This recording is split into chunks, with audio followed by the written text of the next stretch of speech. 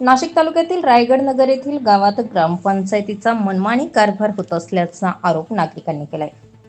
या ठिकाणचे नाले तसंच गटारी तुंबल्यामुळे हे घाण पाणी रस्त्यावर साचतंय। शाळेत ये जा करणाऱ्या मुलांना तसेच गावातील नागरिकांना या घाण पाण्यापासून आरोग्याच्या समस्या निर्माण होत असल्याने रायगडनगर ग्रामपंचायतीने या समस्येकडे लवकरात लवकर पाहून प्रश्न निकाली लावावे अशी मागणी येथील ग्रामस्थांनी केली। ग्रामविकास अधिकारी देखील या समस्यांकडे दुर्लक्ष करत असल्याचा आरोप ग्रामस्थांनी केलाय। गावातील नागरिकांना संसर्गजन्य आजार झाल्यास त्याची जबाबदारी असेल कुणाची असाही प्रश्न आता उपस्थित केला जातोय। नाशिक तालुक्यातील रायगड नगर ग्रामपंचायतीने लवकरात लवकर गटारीच्या पाण्याचा प्रश्न निकाली काढण्याची मागणी येथील नागरिकांनी केली।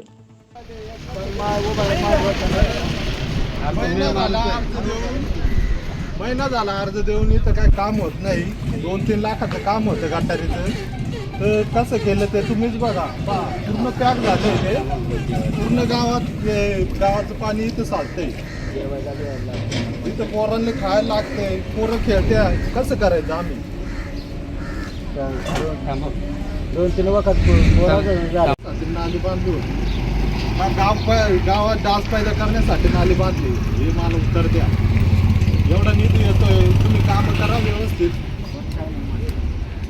एवढे अर्ज देऊन तुम्ही काम करते नाही, आम्ही काय करायचं? गरीबांनी पोरं बाळा ठेवतात। 3 महिने झाले ग्रामसेवकला अर्ज करते, फोटो पाठवतो, ग्रामसेवक म्हणतो करून सरपंच लोक म्हणतात पैसे नाही, ग्रामपंचायतमध्ये निधी कमी आहे, तो कुठून कामं करायची? बोला का? आम्ही राहणार रायगड नगर, तालुका जिल्हा नाशिक या गावचे रहिवासी असून आज 3 महिने झाले या गटर ब्लॉक झालेले, चकोप झालेले आहे। रस्त्यावरती मुलं बाळ येतात, त्याच्यात खेळतात, किती गटारचा वास येतोय। वारंवार यांच्याकडे तक्रारी देऊन यांना सांगून इथं नाली ब्लॉक झाली, चकोप झाली, काहीतरी करा, फिरतात, रोगराई येते। इथं राहणाऱ्या सागर गोयरे त्याच्या घराजवळ आहे, त्याच्या दारात पाणी जाते, त्याच्या घरात पाणी जाते। सांगा बरं तो कसा राहील? त्याचं लहान लेकरं आहेत, तिथे रोग राहील, त्याला जबाबदार कोण राहील? त्याच्यामुळं ग्रामपंचायतला कळकळीची विनंती आहे, लवकरात लवकर या गटारीचं काम केलं तर ठीक, नाहीतर आम्ही ग्रामपंचायतचा टाळा लावून टाकू आणि ग्रामपंचायत बंद करून टाकू। जर असं मनमानी जर कारभार चालत असेल तर आमच्या गावात तुम्हाला काम करून देणार नाही। आम्ही काम करत असेल तर गोरगरीब लोकांची सेवा करा, गावकऱ्यांची सेवा करा।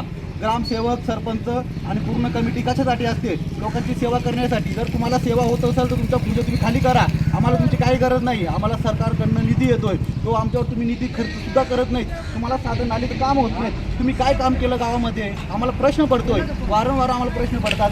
गावात येणारा निधी हा कुठे जातो याची चौकशी आजपर्यंत कुणी केलेली नाही। याची सखोल चौकशी झाली पाहिजे आणि भ्रष्टाचार करणाऱ्यावर कायदेशीर गुन्हे दाखल झाले पाहिजे आणि ते जेलमध्ये गेले पाहिजे। आता याच्यापुढे आम्ही शांत बसणार नाही आणि खपून घेणार नाही। आमचे काम केलंच पाहिजे आणि जर काम करत नसेल तर त्यांना आम्ही काय धडा शिकवतो, कायदेशीर आम्ही धडा शिकू। स्टार 24 फास्ट न्यूजसाठी रवींद्र माळेकर, त्र्यंबकेश्वर।